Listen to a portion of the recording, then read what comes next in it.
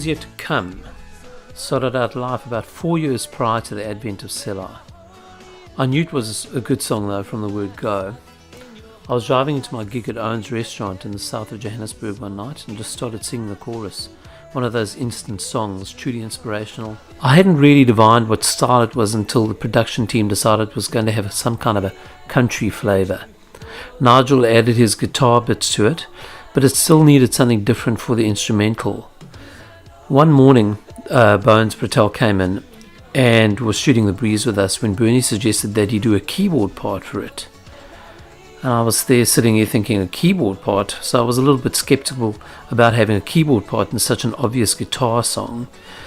But I was very wrong about that, because Bones took his keyboard and turned the solo into a pedal steel part.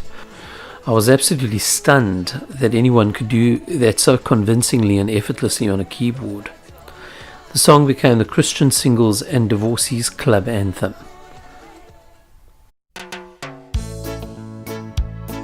It's arguable with this track that I was the first person in South Africa to apply a reggae rhythm to a Christian track. I remember at the time that in more conservative circles this track raised a lot of eyebrows. If you were a Christian, and more specifically a Christian artist, reggae was to be steered away from, if not totally ignored. English band UB40 were in the charts a lot around that time, and I remember listening to their version of Kingston Town and how popular it was with punters. So I assumed that the feel was more of what the listeners related to rather than the lyrical content, and thought I'd write a Christian song with a similar feel. Well, as it turns out, I wasn't wrong. It turned out to be one of the most popular tracks on the album. I also remember having an argument with Bernie Miller about where the bass drum was supposed to be accented, and the fact that there was no snare or rim shot in the second and fourth beats in the verses. So he, being the producer, of course, had the final say.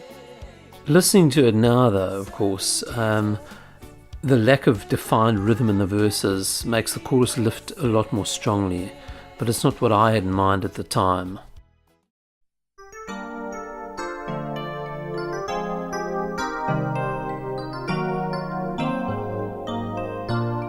A few of the songs I wrote for Selah had kind of quite a melancholy feel to them lyrically. This song and the previous one could almost be identical twins. They both deal with the difficulties of living the Christian life the way Jesus and the Apostle Paul intended, and our failure to do so on so many occasions.